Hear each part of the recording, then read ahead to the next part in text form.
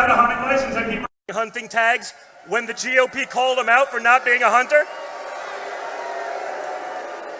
You know that he went 15 years without a hunting license and he pretends to be like he's a hunter, right? He went 15 years until they called him out for it.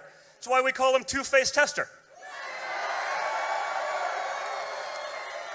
You can't say you're one thing, you can't show up in Blaze Orange but haven't bought a hunting license in 15 years. That doesn't work in Montana, right? You can maybe make that work in New York City, but that's about it. Not this side of the Mississippi. So I was out in hunting camp with Steve Daines, and we got this great friendship going, and you know, so many of the great outdoor experiences that I've been able to have on the rivers here, in the woods, in the mountains, you know, with my son, and I got to know this guy, and that's the way you get to really know someone, not in a boardroom, not across the table at a negotiation, not even in politics, but sharing time around a campfire in hunting camp, you really get to know someone. And I got to know Steve, and when then Greg Gianforte, your great congressman, was running, they said, Don, would you come out to Montana? I'm saying, I'm a guy from New York City. I'm not sure if I fly in Montana. How's that going to work? Turns out it worked really well. We had a great time. We really moved the needle. We got to do a little bit of shooting. We even went out doing some prairie dogging. By the time the New York Times got a hold of it, we were shooting pregnant dogs. Not prairie dogs. Pregnant dogs. So that was your fake news media. This was the headline. I'm saying, I don't remember doing that. But we had a good time. You know what? They're here. Come on. Steve, Greg, get up here.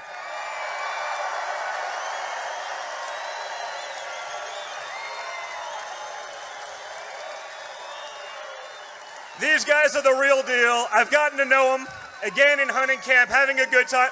Why don't you say something, okay? He can maybe vouch for some of my New York cred, okay? Let me tell you something. Donald Trump Jr. is a heck of a shot. You don't want to get into shooting on this guy. He is a great shot. But I tell you what, every morning I wake up and I say, thank God Hillary Clinton is not president of the United States.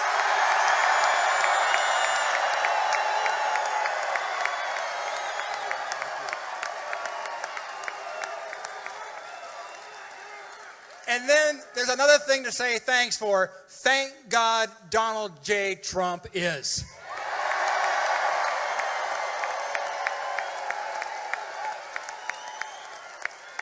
So I want to thank you, Don, for making the trip out here today. I want to thank you for bringing your dad along. And we had a great flight out with the president, seeing the beautiful landscapes of Montana as we landed up at the airport just a few minutes ago. So thank you for coming out. Thank you for making America great again.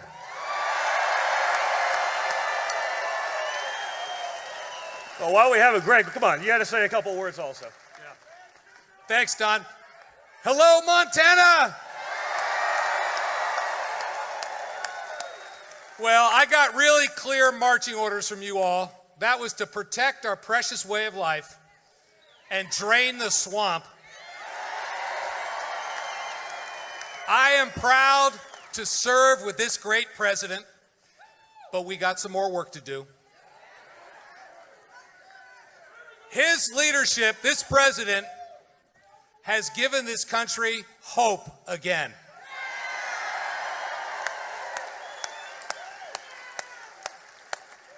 And we are going to make America great again.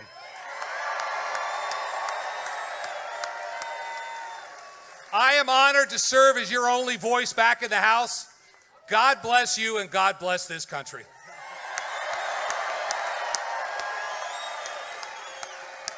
Well, thank you guys. So, why are we here? We're here because we're going to make America great again. When you look at what's going on in this country right now, we're winning for the first time in a long time. The people of Montana, they got it. They saw it in 2016. They saw what was going on. They had heard the lies that had been fed time and time again by our representatives in D.C., and they voted to put someone in there who was actually going to take on that system. Someone who was actually going to fight for America. Someone who was actually going to put America first.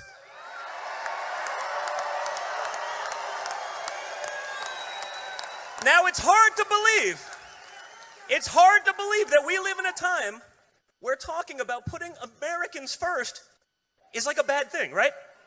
I mean, I feel stupid when I turn on the TV and I'm listening to these people in far-off lands who hate our guts. They hate our freedoms. They hate our religion. They hate everything about us. These people are more concerned about their feelings, that's a big deal these days, their feelings than they are about the safety and well-being of our kids and grandkids. And that doesn't work. When I look at the Democratic platform, I say, I don't know, I'm looking at the numbers. I see what's going on. I see all-time low unemployment, the greatest job reports ever. When the New York Times says, we don't have the words to describe how good these job numbers are, trust me, that was not easy for them to write. They didn't like it, not one little bit. I'm saying, what is the other side's platform? Hate is not a platform. Hate doesn't put food on the table. Hate doesn't educate your kids. Hate doesn't keep you safe.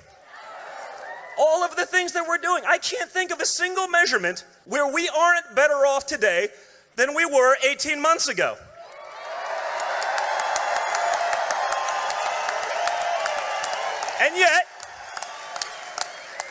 And yet, they run on this platform. Everything Trump does is terrible. If Donald Trump came out in favor of oxygen, the Democrats would say, we are against it. Maybe a good tactic. I'm just kidding, because they'll say I'm trying to kill people. But this is where we've gotten, okay? When I look at John Tester in this race, he says all the things he voted for Trump on. You're right, take full page ads. But wait a minute, where was he on Justice Gorsuch? Where was he on sanctuary cities? Do you want Montana to be a sanctuary state? And most importantly, the big one, where was he on tax reform? Okay? You know where he was? He was with Chuck Schumer and Nancy Pelosi. He was nowhere to be found. The big one, the one that puts money in your pockets, the one that allows you to take care of family, the one that put food on the table. He wasn't there for that one, and he said it was one of the expletive worst bills ever put before the Senate. Think about that. The bill that is allowing all these companies to bring back this money, that is paying bonuses to all their employees, that is employing tens of thousands of people, all-time low job numbers. All those positive things because of this bill, he was against it. Remember that, because when all this California money, when all this New York money starts pouring into this race to feed his campaign and those lies, remember where he was. Remember to stay motivated, because the one thing is, I see a lot of Trump people in this room.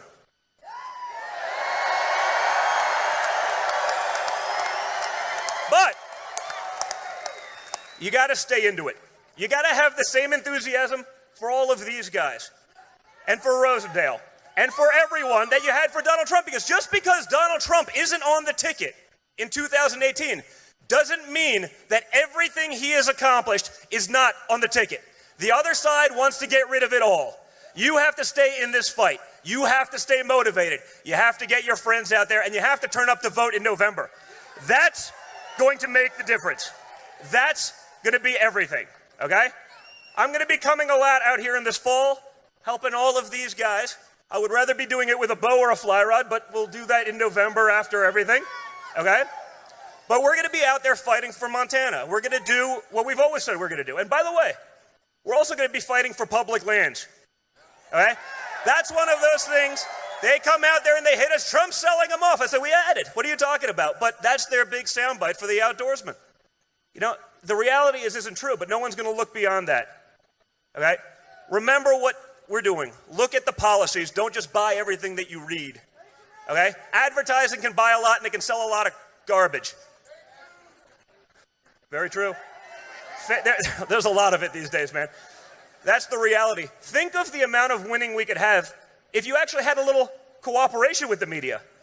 If they were half as friendly to us, we don't even need all of the friendly that they were for our predecessor, which was he could do no wrong. If they were a tenth as friendly to us as they were to him, if you got rid of the nonsense, you got rid of the noise, just think of how much more you could do. That's why you're so important. That's why Montana is relevant right now. That's what these guys are fighting for every day. And that's what Matt Rosendale is going to be fighting for come November.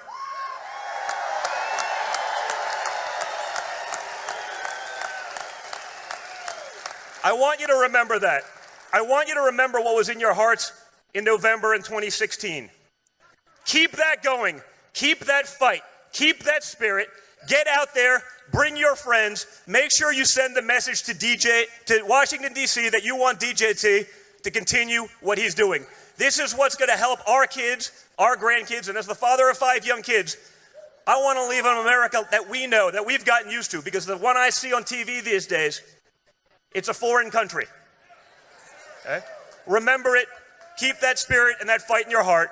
And thank you very much for having us out here and being so welcoming. It's awesome to be here. Thank you very much, Montana. Thank you. Ladies and gentlemen, please welcome the President of the United States, Donald J. Trump.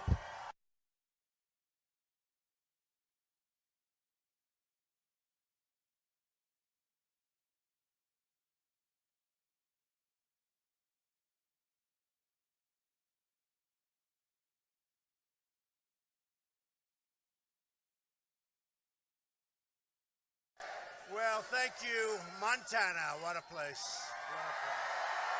What a place. And it's great to be here tonight with thousands of proud, hardworking American patriots. Thank you. And outside, you probably know what's going on. There are thousands and thousands of people, and we've decided from now on we're going to put up screens and loudspeakers so people can stay around. Because this happens all the time. I said to my people, why didn't you get a larger arena? We can't, right? We can't. But those are great people outside, and I apologize, but there are thousands of them. And yeah, we really love them. But you people know real estate better. You know real estate better. So it's pretty good stuff. And you're inside, and I'm inside, and we love each other, and it's going to stay that way.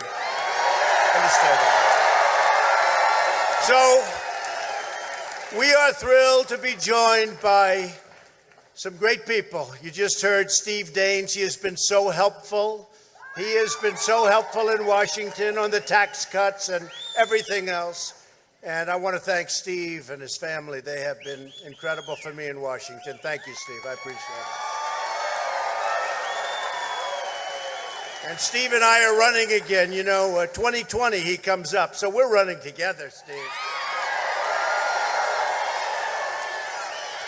And I want to thank Greg Gianforte. He's a member of Congress who has been 100% with us. Incredible success story. A lot of people don't know that, but Greg is an incredible success and did a really good job. And then he said he wants to give back. And Greg, you have been fantastic. Thank you very much. Appreciate it.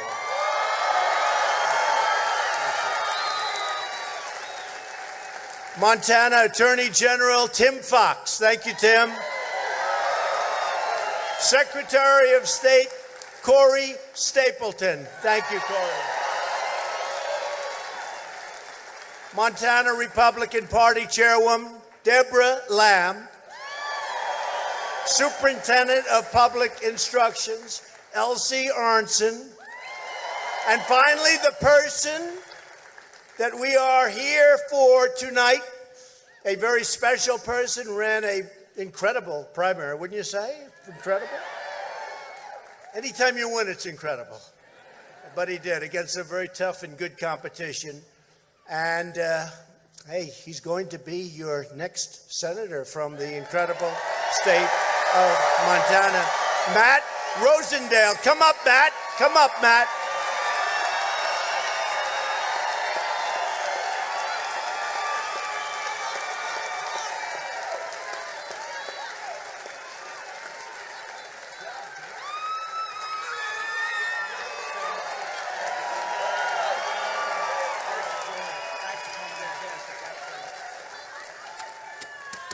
Hello, Montana. Do we have an incredible president or what?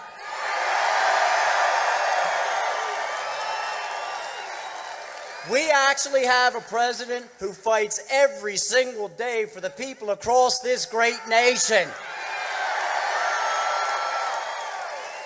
And here at home, he's fighting for our military men and women serving right here at Malmstrom Air Force Base and across the country. And for all our veterans and for our seniors. He's fighting for our folks working in the timber industry and our energy production. He's fighting for our hard-working farmers and ranchers across the entire state. And you know he's fighting for our miners down in Butte. And those coal workers in Colstrip who produce that beautiful, clean coal. He's also fighting for everyone across our state who feels their voice isn't being heard, including the unborn.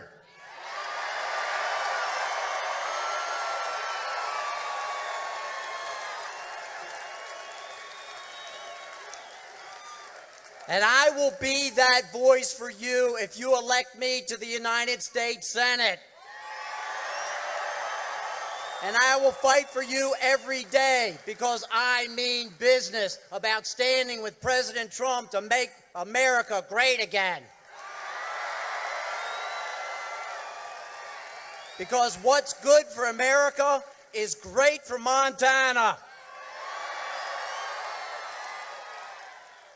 Today, I ask for your vote so that I can help President Trump continue his good work. Thank you, President Trump. Thank you, Montana. May God bless each and every one of you and the great United States of America.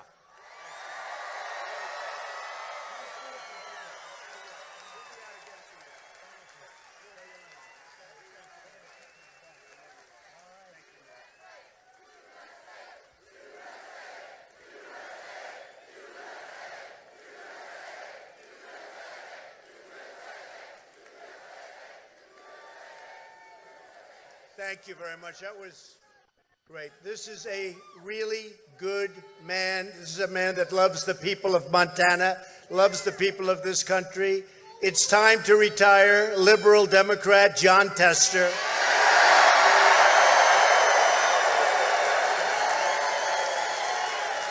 And you're going to get on your side a real Montana fighter. You see it. You've been watching for the last 6 months. He is a tough cookie. He's a fighter.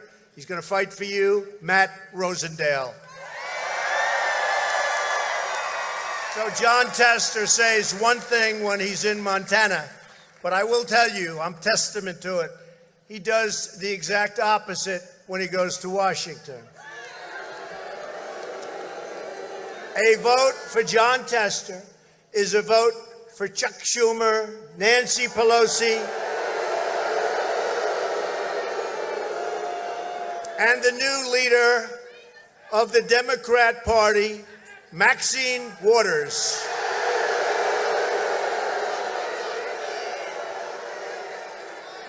Where have they gone?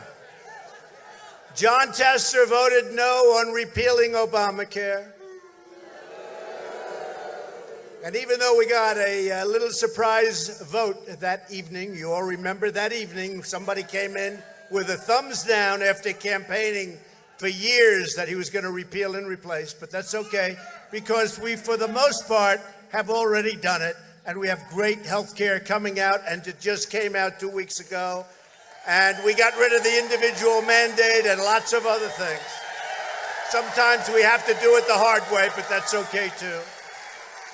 Jon Tester voted no on tax cuts for Montana families. He voted no on cutting the estate tax or the death tax for your farms, your farmers, and your small businesses. Think of that one. Think of that one. But you got it anyway because we got it passed. So on your farms, for the most part, you will have no estate tax or death tax to pay. You can leave your farm, you can leave your small business to your children or whoever you want to leave them. Don't always leave them to the children. If the children aren't good children, don't leave them to somebody else. But you have no tax to pay. Pretty good, right? Nobody thought that was going to happen. Tester voted against it. John Tester voted no on legislation to stop late-term abortions. You wouldn't think he'd play very well out here. How did he get elected? I mean, I know a lot of people from Montana. You got to explain that one to me. How did he get elected? All right. You can right your wrong in November, okay? You can right your wrong. Matt Rosendale. John Tester voted no on Kate's Law. You know what Kate's Law is? That's legislation named for Kate Steinle, who was gunned down by a 5-time deported illegal immigrant. You deserve a senator who doesn't just talk like he's from Montana. You deserve a senator who actually votes like he's from Montana. Tester even voted no on enhanced vetting for refugees from terror-stricken countries. You believe this one? What's going on with that? The Democrats want open borders, which means lots of crime. We want tough, strong, powerful borders, and we want no crime, and we're going to protect ICE. We protect ICE. They protect us, and we protect them. They protect us, and we protect them. You saw that clown yesterday on the Statue of Liberty? You see the guys that went up there? I wouldn't have done it. I would have said, let's get some nets and let's wait till she comes down. Just get some nets. Really. You see those guys, the bravery of doing that? What a group. We protect ICE and our Border Patrol and our law enforcement and our fire department but we protect our people. John Tester opposed our travel ban to keep America safe, which, by the way, I'm proud to report that last week, the Supreme Court of the United States just upheld the Trump travel ban.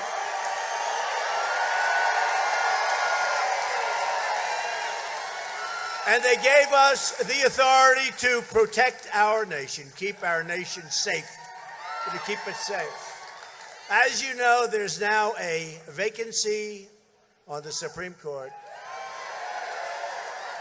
And if you turn in Monday at 9 o'clock, I think you're going to be extremely happy with this election, right?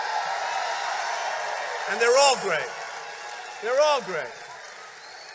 And I want to thank Justice Kennedy for his lifetime of truly distinguished service. And he had confidence in me. He left because he said, you're going to pick somebody great. And so nice. So nice. Great man, a great gentleman. John Tester voted against Neil Gorsuch, the incredible justice who supports fully our Constitution. That's a hard one to vote against, isn't it? Tester opposed many of our amazing judges. And yet, I see John Tester saying such nice things about me. I say, yeah, but he never votes for me. He never votes. And it's all, I'd rather have him say bad about me, but vote, right?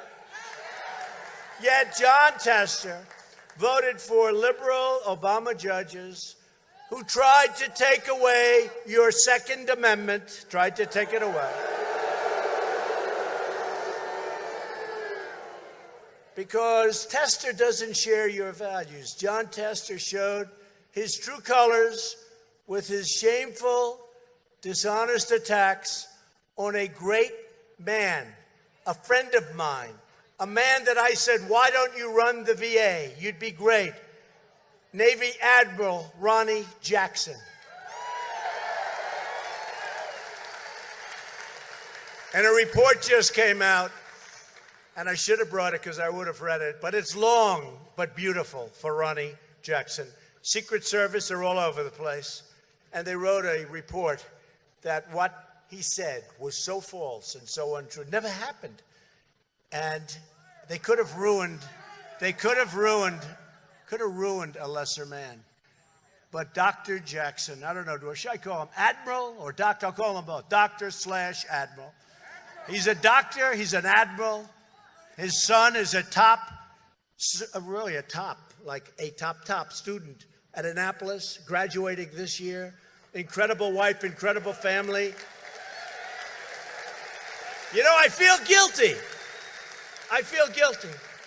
Admiral Jackson was getting ready to leave service, and he served many years admirably, not a blemish, perfect, beautiful person. A lot of you know exactly. He actually said I was healthy. You know, he was the one. When the fake news started saying, oh, why isn't Trump giving the physical? Why? Dr. Jackson and his staff, they went out, they gave me a physical. That was a physical. And when they said I'm very healthy, the news was devastated. They were devastated. They didn't want to hear that. They didn't want to hear that. But he's a great family man, and I said to him, I feel guilty. I said, hey, Doc, why don't you run the VA? You're a leader. You're an admiral. People admire you. He's an admired guy, or I wouldn't have done it. Well, sir, I wasn't really thinking of that. I say, Doc, you'll be great. Go ahead and do it. Sir, whatever your order, I will do. You know, he's like, even if he didn't want to do it, he said that to me. In fact, your great First Lady said to me that same day, well, did he want to do it? I said, I really don't know. He said he'd do it. But then when I thought about it, I don't know. But he said, if you ask, I will do it. But he didn't really want to do it. So I sort of feel guilty about this whole thing. Because what happened is he said, sir, if you would like me to do it, I'll do it. Wasn't what he had in mind. I put him into the world of politics. How vicious is the world? But John Tester said things about him that were horrible and that weren't true. And that's probably why I'm here, because I won Montana by so many points, I don't have to come here. I don't have to come.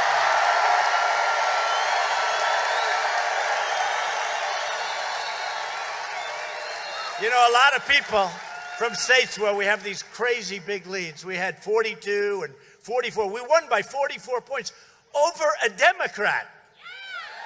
Over a Democrat. We won by 44 points over a Democrat. Now it was crooked Hillary, but still she's a Democrat. And, yeah, no, she gets special treatment. Sorry.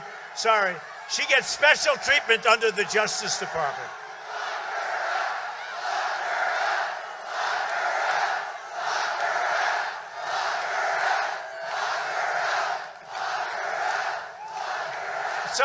Sorry.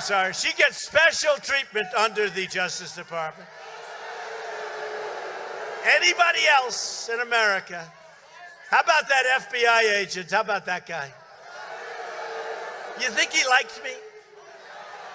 You think there was just a little bias there? A little bias? Oh, did we catch them in the act? It's a rigged deal, folks. It's a rigged deal. I used to say it. It's a rigged deal. It's a disgrace. And we go away on Monday. We appoint and go away, and I'll see lots of people. I'll see NATO, and I'm going to tell NATO, you got to start paying your bills. The United States is not going to take care of everything. We're paying for anywhere from 70 to 90% to protect Europe, and that's fine. Of course, they kill us on trade. They kill us on other things. They make it impossible to do business in Europe, yet they come in and they sell their Mercedes and their BMWs to us. So we have $151 billion in trade deficits with the EU. And on top of that, they kill us with NATO. They kill us. So we pay 4% of a huge GDP, which got a lot bigger since I became your president. And Germany, which is the biggest country of the EU, European Union, Germany pays 1%. 1%. And I said, you know, Angela, I can't guarantee it, but we're protecting you, and it means a lot more to you than protecting us, because I don't know how much protection we get by protecting you. And then they go out and they make a gas deal, oil and gas from Russia, where they pay billions and billions of dollars to Russia. Okay? So they want to protect against Russia, yet they pay billions of dollars to Russia, and we're the schmucks that are paying for the whole thing. So then, and by the way, I have to say this. Since I came, which is a year and a half, almost $33 billion more is projected to be paid by those NATO nations. But it's not enough. Do they ever tell you that? No. No. But I will tell you, the Secretary General, Stoltenberg, is Trump's biggest fan. He said, those NATO nations are all going like this, less money, why not? And when you came in and you started talking, it went like a rocket ship. It went just like a rocket ship. So anytime I suggest anything, so we've gotten 33 billion, it's going to be a lot more money than that. But if then they say, oh, let's see, he's angry at NATO. I guess, yeah, he loves Russia. I love Russia. I will say this, I'm meeting with President Putin next week, and getting along, let me tell you, getting along with Russia and getting along with China and getting along with other countries is a good thing. It's not a bad thing. It's a good thing.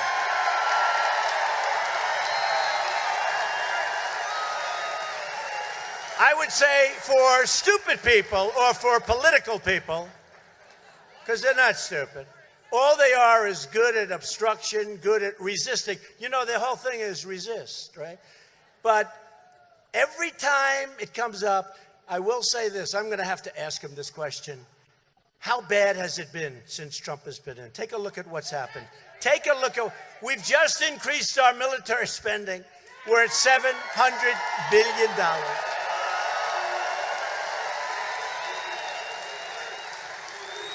We've become a nation that is exporting energy for the first time. We're exporting energy. So many things. And you look at all the money that NATO's getting now.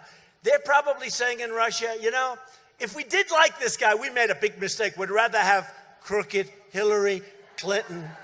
I think they would much rather have Hillary.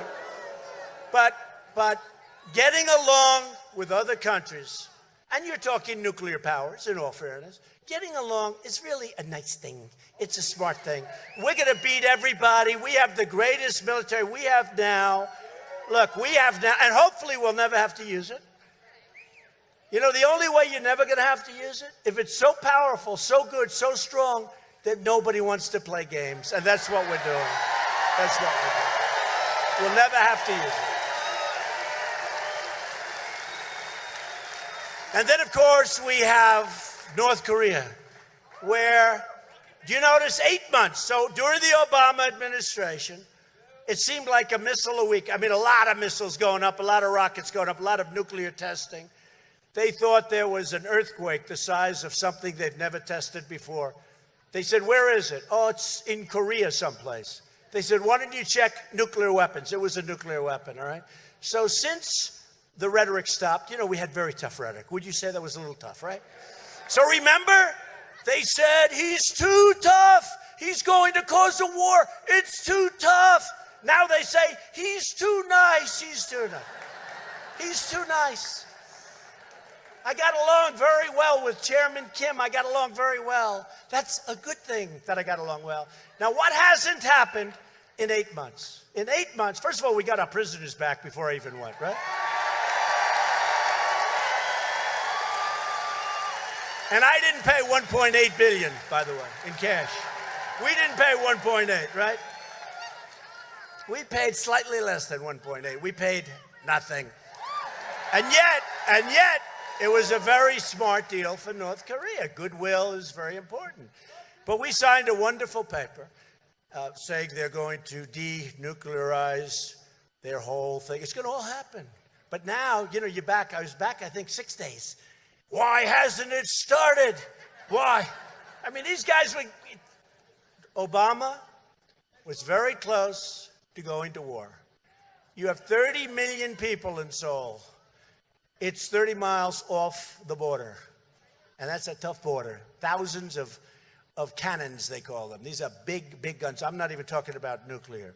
You could have lost 30, 40, 50 million people. You could have had a war like you haven't had in a long time. And guess what you have now? 8 months, no nuclear testing, no missiles, no anything. Mike Pompeo is over there right now.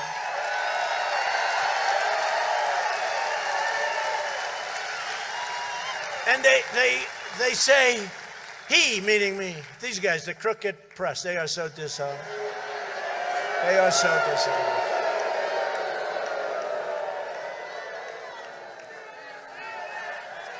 Fake news. They're fake news media. So what do they say all the time? Because I didn't give anything up. What do they say all the time? They say, he went there. I went there. I went to Singapore. We had a meeting. By agreeing to meet, you know, they can't come up with anything else. Like, I didn't give like Clinton and like Obama would have. You know, Obama couldn't meet. Now they say, well, Obama couldn't meet. They wouldn't see him. So I didn't have like Clinton where they gave him billions and billions of dollars and got nothing. Okay? So they couldn't find anything. So what do? They say he met. I met.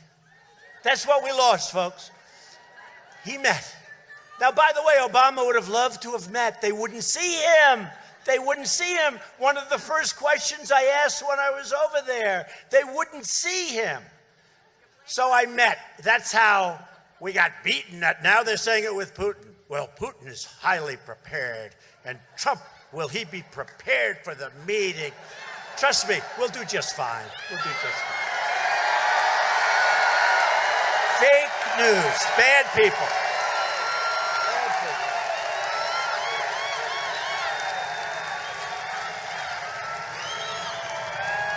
Will he be prepared?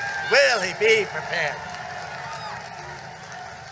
And I might even end up having a good relationship, but they're going, will President Trump be prepared? You know, President Putin is KGB and this and that. You know what? Putin's fine. He's fine.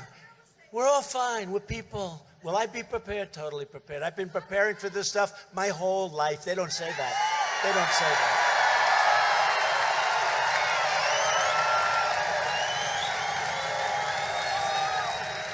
And you really do, and I'll tell you what, because I see it, I see the way they write. They're so damn dishonest.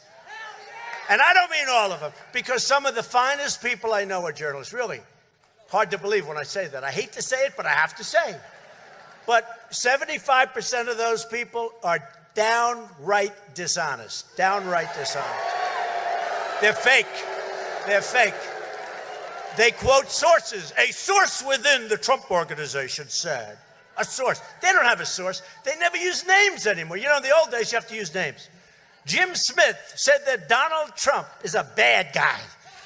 They don't do that anymore. They say a source within the administration. They make the sources up. They don't exist in many cases. Anytime you say, you know, I saw one of them said 15 anonymous sources. I don't have 15 people in the White House. I mean, forget it. 15 anonymous sources have said all sorts of stuff. These are really bad people. But here's the bottom line. We're here. How the hell did we get here? Really? How did we get here? How did we get here? So, if you look at John Tester, he signed up for the Democrats' radical immigration agenda, which is let them come in, and we believe, they say, in sanctuary cities where they house the criminals and others. We believe in strong borders and no crime. It's very simple. Strong borders. We believe in coming into this country legally. We believe in coming in legally. We believe in the merit system. So when you have a business and somebody comes in, and honestly, hate to tell you this, got to go with it, We are doing so well. So many businesses are moving back to this country. So many car companies are coming back into Michigan and to Ohio and to Pennsylvania and to North and South Carolina. We need people. We don't have the workers anymore. And by the way, that's something that's unique. You haven't heard that for a long time. Wages are going up, right? But we need people. But who do we need? We need people that come in under the merit system. Under the merit system. A vote for the Democrats in November is a vote to let MS-13 run wild in our communities.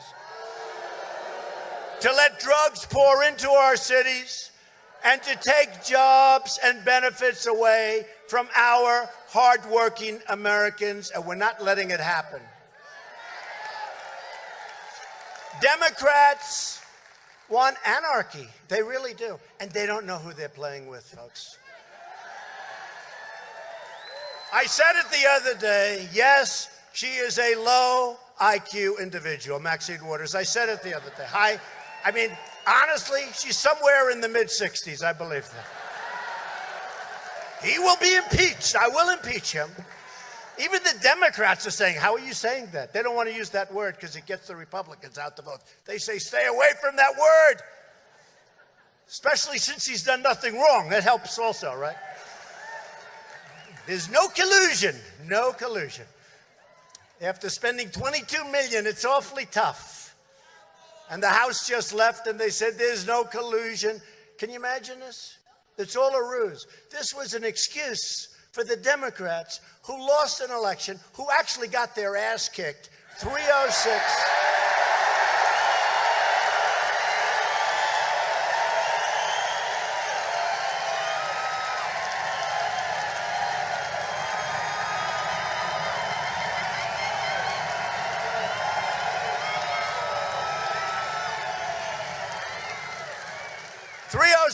To 223. That's a pretty good shellacking.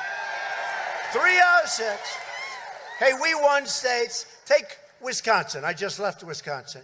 So we won. In fact, they're building. Friends of mine, Foxconn, they make the Apple laptops and iPhones. They're incredible.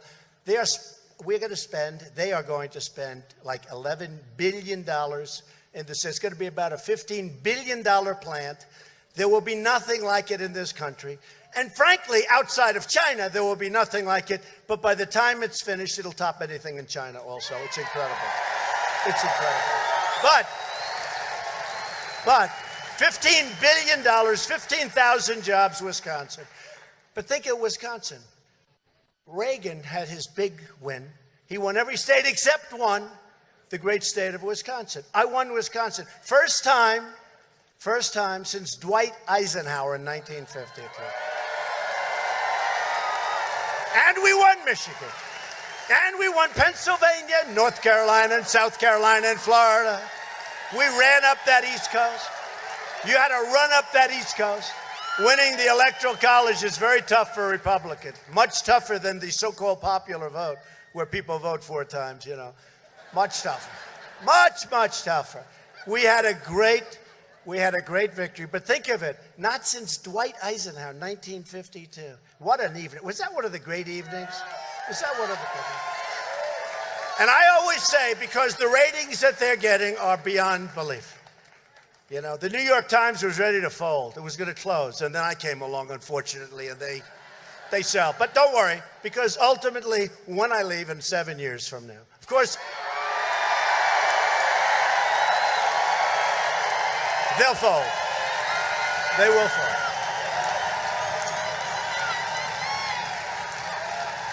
No, when you see the Times, how dishonest they are, when you see the Washington Post, how totally dishonest, when we leave, and I actually say this, they are all doing numbers that they've never done. When I announce they are going to endorse me, because if I lose, should I lose, or if I don't run, they're out of business. Who's going to cover? They're going to cover Bernie? Hey, they're going to cover, Sleepy Joe Biden? They're going to cover Pocahontas, who was... Think of it. Think of it. She of the great tribal heritage. What tribe is it? Let me think about that one.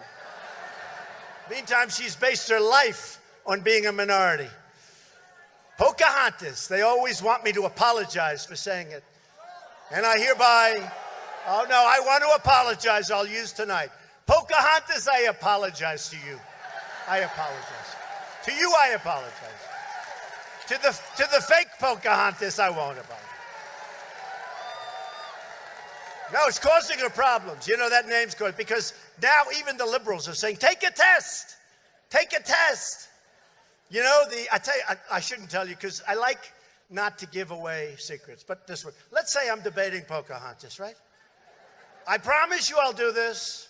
I will take, you know those little kits they sell on television for $2? Learn your heritage. Guy says, I was born in Scotland. It turns out he was born in Puerto Rico, and that's okay. It's good. You know. Guy says, I was born in Germany. Well, he wasn't born in Germany. He was born someplace else. I'm going to get one of those little kits. And in the middle of the debate, when she proclaims that she's of Indian heritage, because her mother said she has high cheekbones. That's her only evidence, that her mother said she had high cheekbones. We will take that little kit and say, but we have to do it gently. Because we're in the Me Too generation, so we have to be very gentle. And we will very gently take that kit and we will slowly toss it, hoping it doesn't hit her and injure her arm, even though it only weighs probably 2 ounces. And we will say, I will give you $1 million to your favorite charity, paid for by Trump, if you take the test and it shows you're an Indian, you know.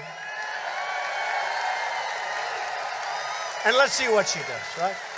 I have a feeling she will say no, but we'll hold that for the debates. Do me a favor, keep it within this room, because I don't want to give away any secrets. And the press is very honorable. They won't. Please don't tell her what I just said. Democrats are launching outrageous attacks against our incredible law enforcement and our ICE and Border Patrol. The new platform of the Democrat Party, and by the way, I call it the Democrat Party. It sounds better rhetorically. You know, I wrote bestsellers. I guess I speak well. You know, we turned away thousands of people. They never say I'm a great speaker. Why the hell do so many people come? Why does... I don't think it's true. Why do they come? Why?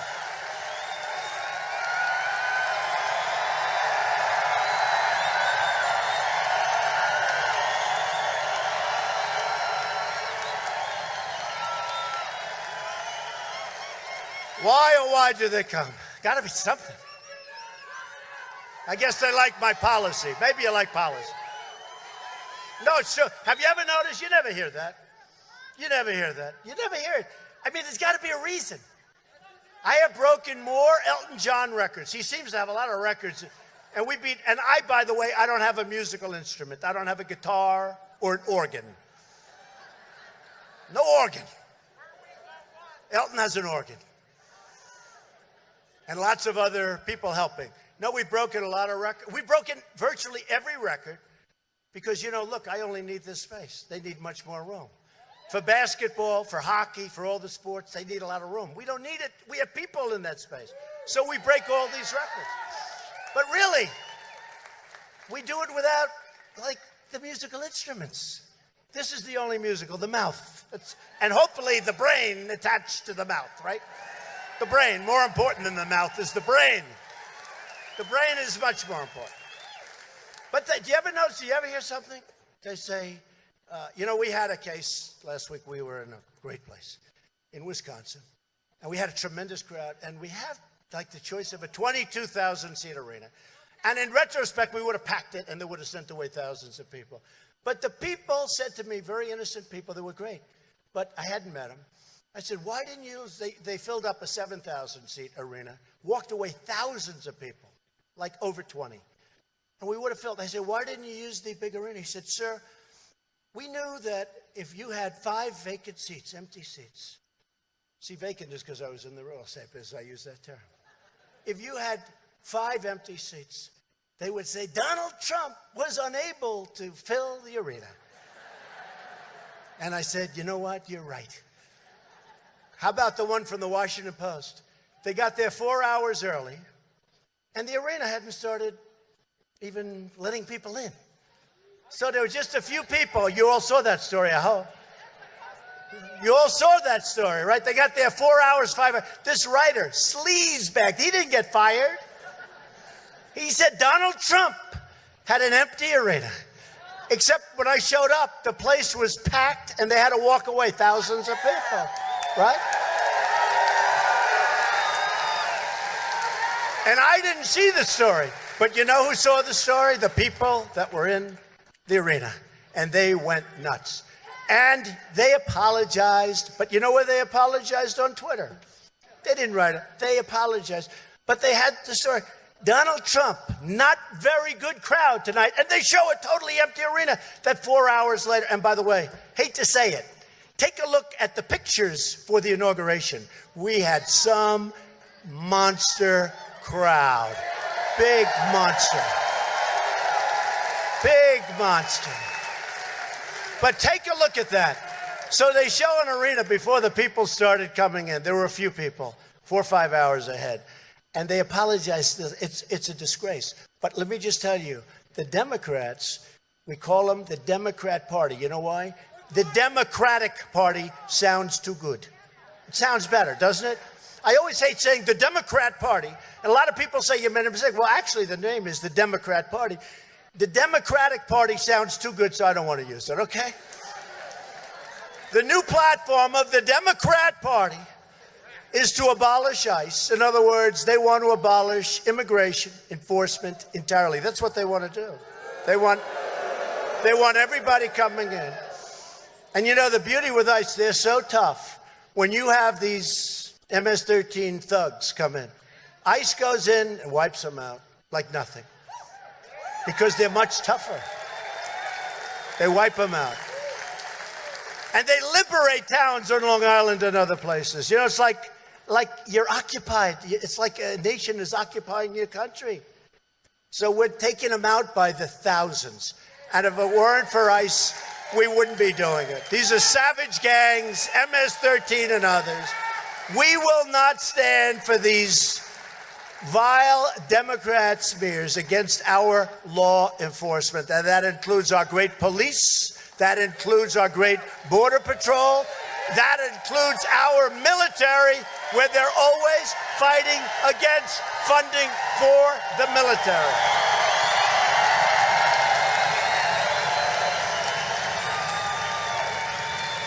We will always stand by proudly the heroes, and there are heroes on ICE and Border Patrol and law enforcement and our military. Every day I'm president, we will track down the gang members, drug dealers, child predators, and criminal aliens that we find. We will get them, we will throw them the hell out of our country or put them in jail.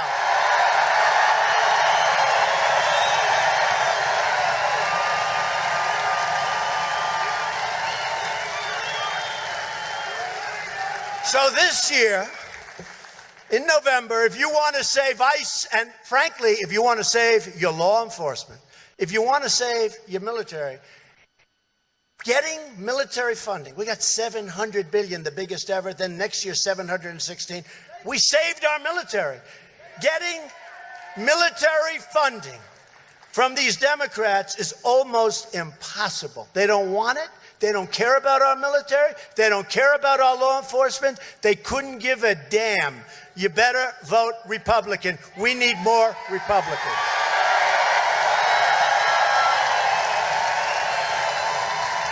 If you want to protect your family and your community, then you have no choice. You have to vote for Matt. You have to vote for Republicans. If you want to have a country, if you want borders, how about borders? Would it be nice to have borders?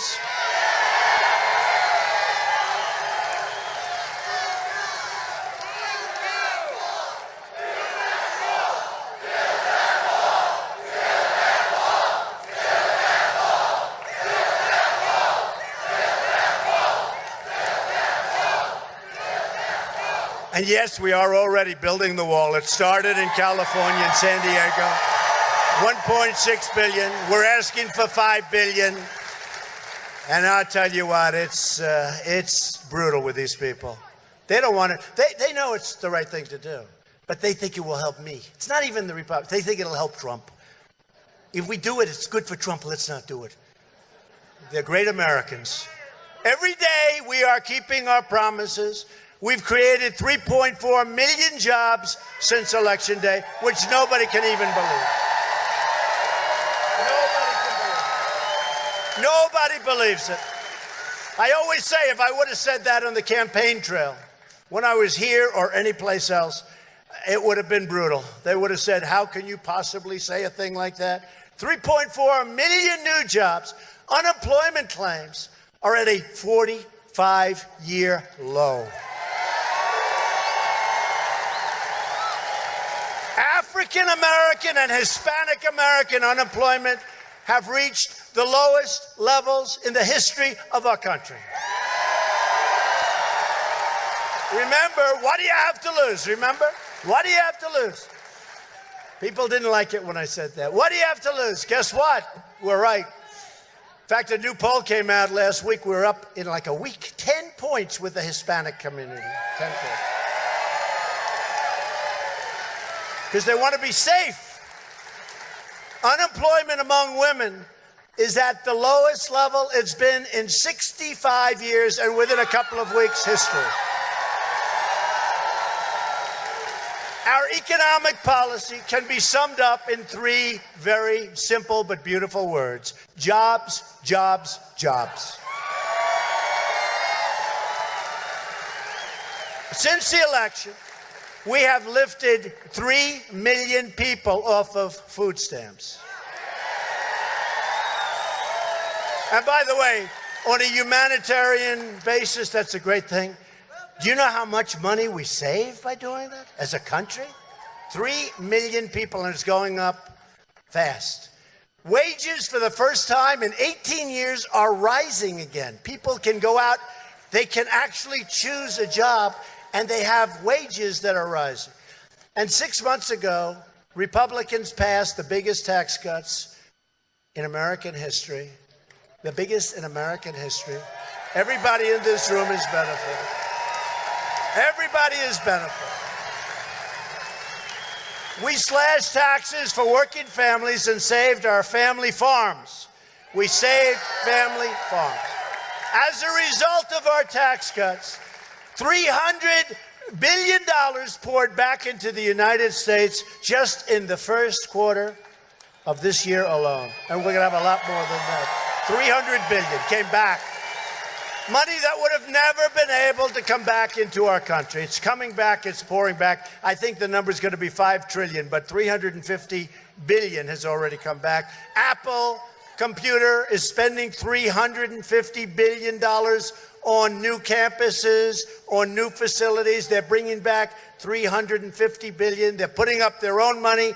They're going to actually have, probably subject to the tax code, about $230 billion come back. 95% of U.S. manufacturers are optimistic about the future. That's the highest number ever. Think of it, 95% of anything.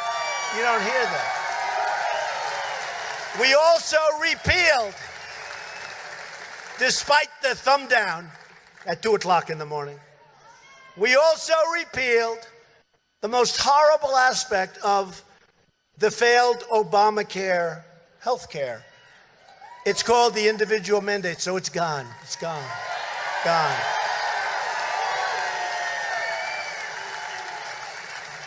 It's gone. And, you know, that was where you had to pay a lot of money for the privilege of not having to pay for bad health care, okay? One of the truly rip-offs. That was a big rip-off, but we got rid of it. So all of you people, how many people were you paying for not to have it? A lot of people, right? Yeah, a lot of people. A lot of people, they paid not to have health care. That doesn't work. We're allowing businesses to join forces to buy better health care for less money through association health plans. They just came out 2 weeks ago, and they cross state lines. We're allowed to cross state lines. You're going to get very low prices for very good health. Millions of people are already signing up. And after decades of waiting, we opened ANWR in Alaska for energy development. They've been trying to get that approved for 40 years. We've eliminated record numbers of job-killing regulations. We've stopped coal, the assault on our farmers, our ranchers, our hunters, energy producers, and our great and loving miners. We love our miners. And we put our miners back to work. Clean coal. We are proudly and strongly protecting our public lands for future generations. You see that. You see it all over. You see what we're doing. You see legislation. You see what's happening. We approved the Keystone and the Dakota Access Pipelines right away. 48,000 jobs. 48,000 jobs. We withdrew from the job-killing Paris Climate Accord.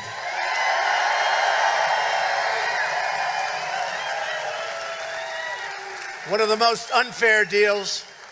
I said, boy, I'm going to get killed when I approve this one. When I sign off this, it sounds so pretty, right? The Paris climate. Who wouldn't do that? Except it's horrible for us. Great for other countries, but horrible for us. We took historic action to safeguard your constitutional freedoms, protecting religious liberty, defending the Second Amendment, and confirming a record number of circuit court judges.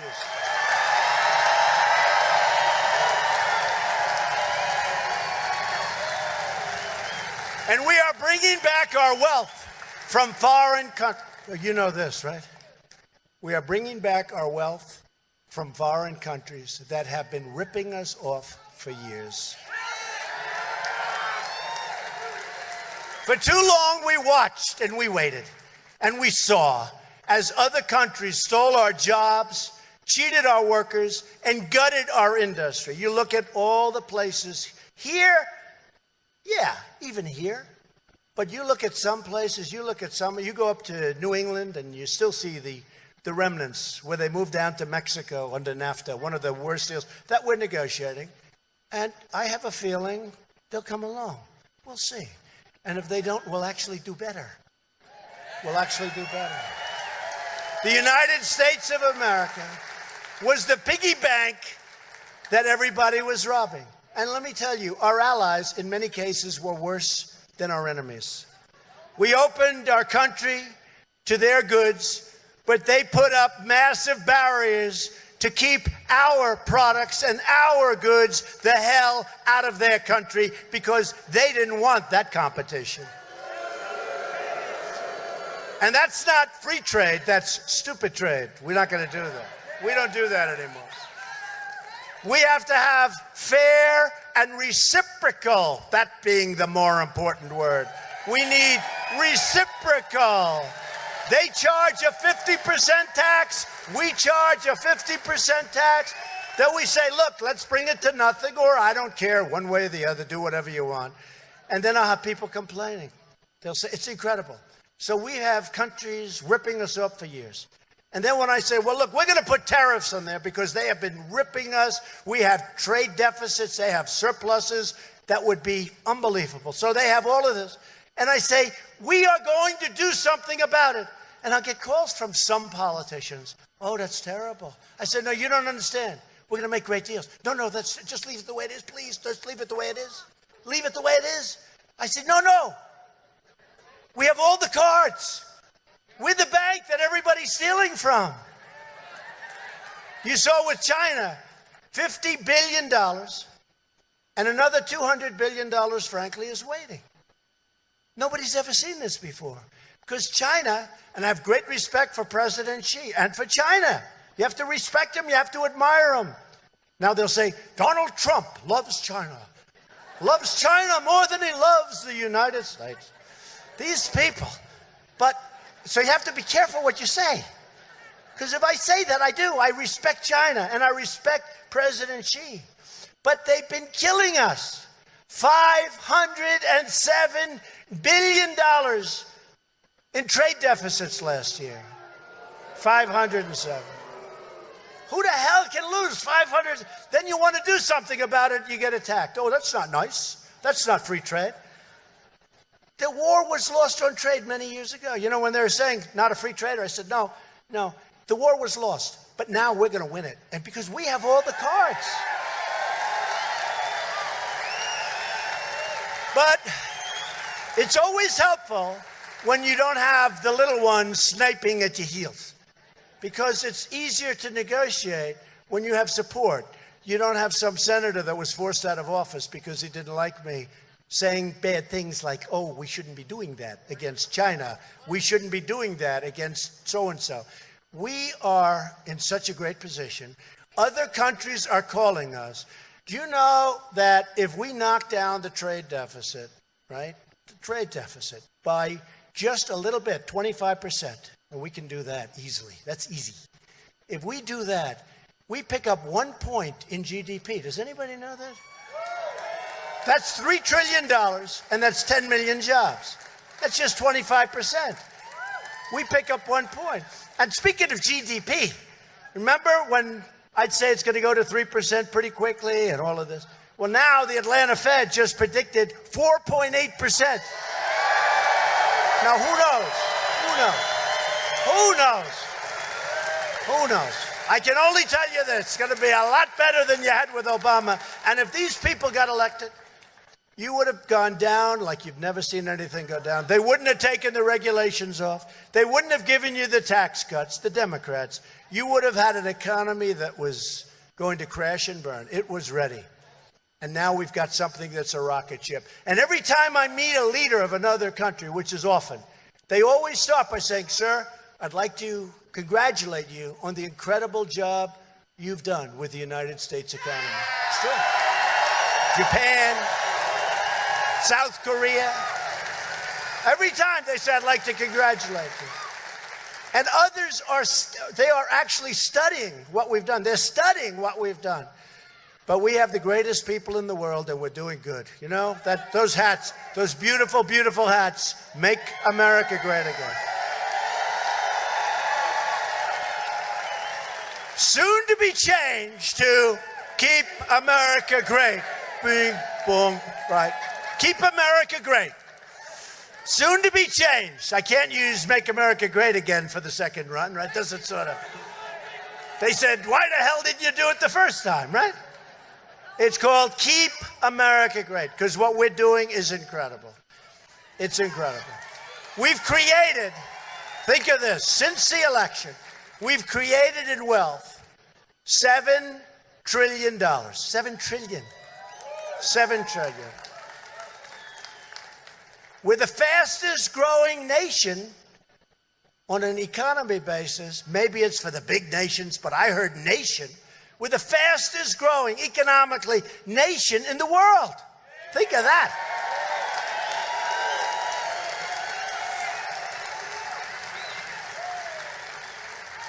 I add the big nation because they're probably back. I don't know. Maybe it said big nation. Whatever it is, we're doing really well. But we're one of the fastest, and I think we're actually the fastest growing.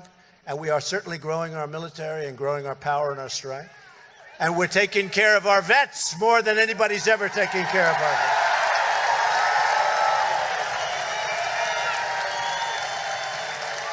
Thanks to Republican leadership, America is winning again. We're winning. Remember, I tell you the story. And America is being respected again all over the world. It's been a long time. We're respected. Somebody said, could you tell the winning story backstage? I said, they've heard it. But Steve Daines, great senator, comes up to me. And I say, hi, Steve. And he's going to say, sir, the people of Montana, they're really tired, sir, of all this winning. Too much. They can't take it anymore. They can't take it. We've got to slow it down, sir. They can't take it. I say, Steve, go back to the people. He's going more. Go back to the people. and say, I'm sorry, I cannot honor that request. We are going to win, and we're going to win more. We are going to win like we've never won before.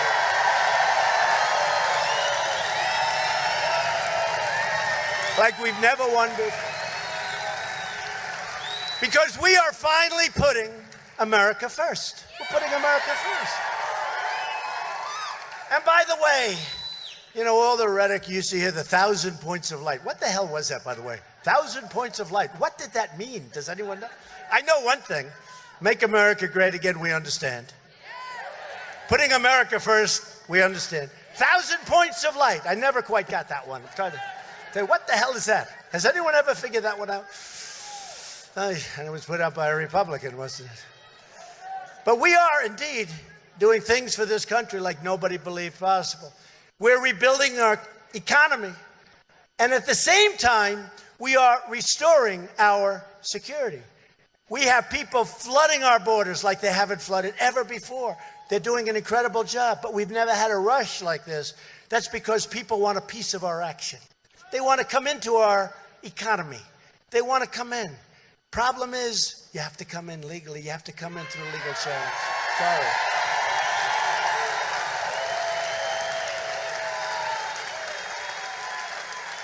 All of that money that we've secured for our military, all of that, I've directed the Pentagon to begin a process of creating a sixth branch of the United States Armed Forces called the Space Force. You have the Air Force, you will have the Space Force.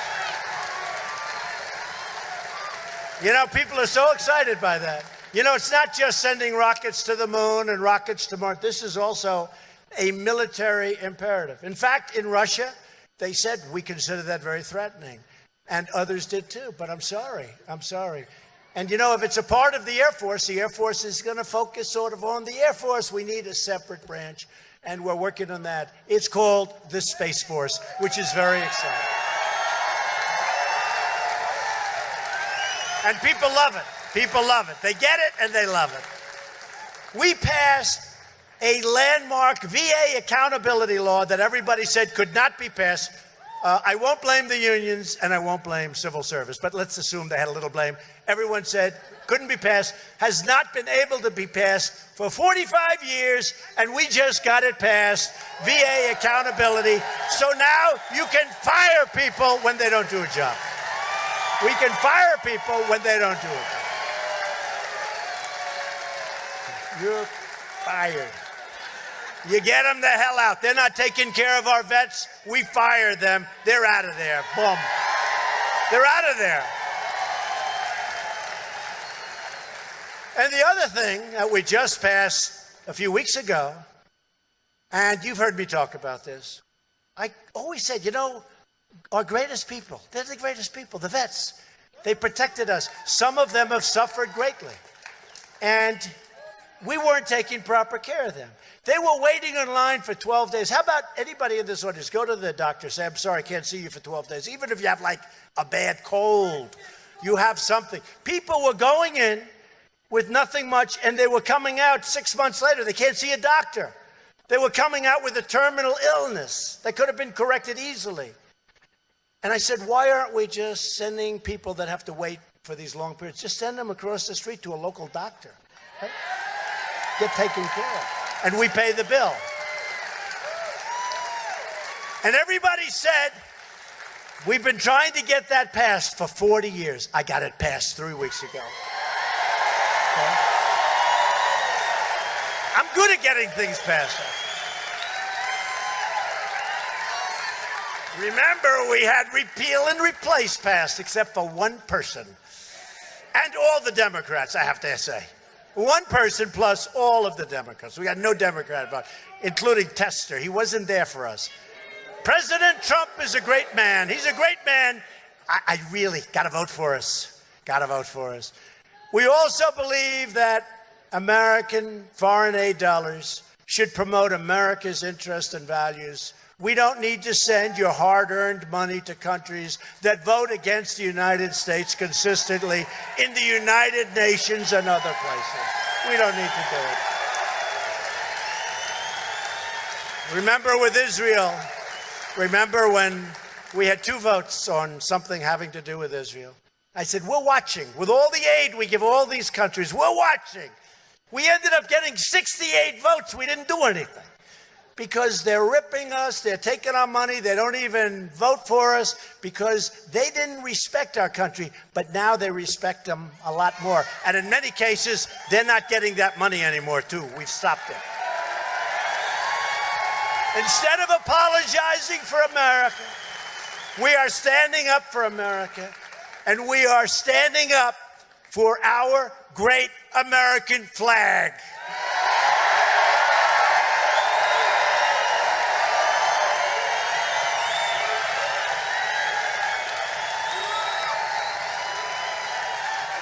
Hey, how about the NFL? Look, I don't want to cause controversy. You're right, USA is right. I don't want to cause controversy, but how about they passed this stupid thing? You don't have to do this anymore. If you don't respect the flag or if you don't like the country or whatever it is, just go into the locker room. Just go into the I think in many respects, that's worse. Isn't that worse than not standing? You know? I think that's worse. So they say, go into the locker room. It's okay, the anthem's getting ready to play. They run into the locker room. Then they come back out. You know what? It doesn't play. It doesn't play. I actually think in many ways it's worse. I heard this thing that they were so happy, the owners. This commissioner, where this guy comes from, I have no idea. They're paying him $40 million a year, and their ratings are down 20%. But you know why the ratings are down? Yes, the flag. But they're also down because people find politics.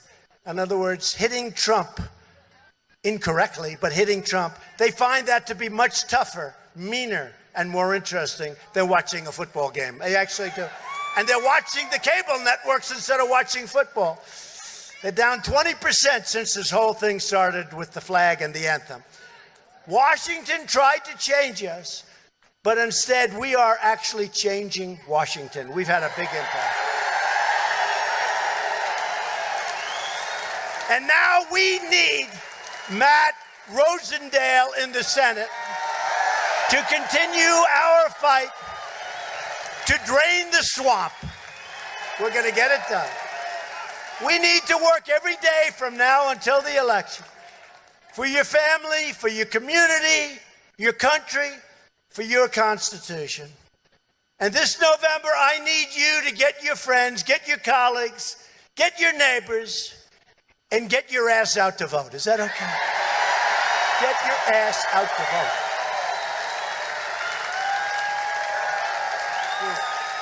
Vote for Matt. They're going to say, oh, that was not presidential. Watch. That was not presidential. Did I ever tell you how easy it would be for me to be presidential, you know? Like we're all, me, you, we're really smart people. I have, by the way, the most loyal people in the world. They're the smartest people. They're the toughest people. They're the greatest people in the world. But they'll say something like that's not presidential. And what I say, acting presidential is so easy. For me, would be so, it's much easier than what I do. Much easier. And sometimes I have to do it. You walk up to the microphone, right? Good evening, ladies and gentlemen of the great state of Montana. You have to put a little emphasis, right? This is wonderful to be with you tonight. Thank you for being here. Goodbye.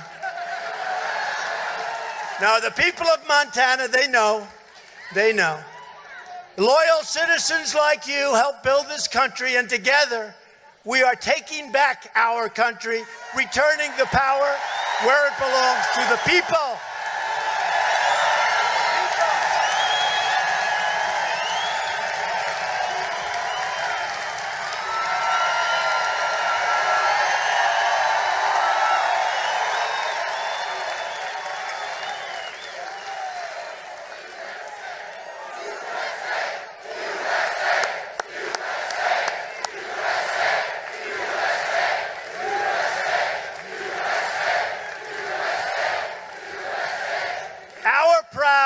American ancestors crossed oceans, scaled mountains, defeated empires, and built the modern world with their own two hands. They were brilliant. This state, the state of Montana, was forged by incredible pioneer men and women who braved the cold and tamed the wilderness to build a beautiful life right out here in the open. And I did look at those skies. You know, I heard so much about your skies. I heard so much about your skies. I rode in, I looked at those skies. Not seeing pollution is a wonderful thing, right? Wonderful. Those are beautiful skies. These Montana pioneers were tough, and they were strong, and they were brilliant. They didn't have a lot of money. They didn't have a lot of luxury, but they had faith, they had heart, they had grit, and they had each other. They had each other. And above all else, they loved their families, they loved their country, and they loved their God.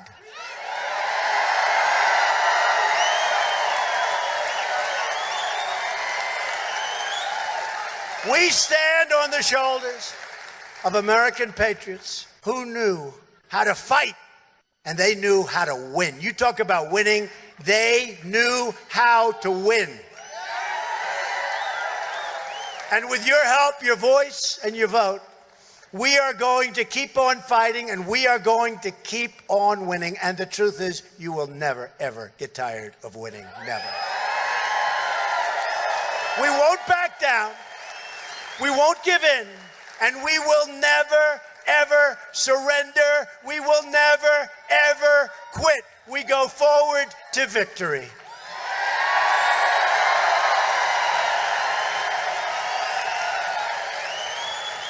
Because we are Americans, and our hearts bleed red, white, and blue.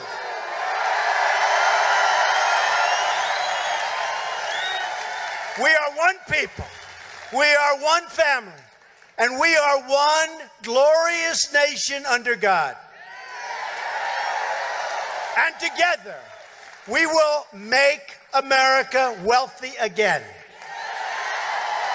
Soon, we will make America strong again. We will make America safe again. And we will make America great again. Thank you, Montana. Thank you.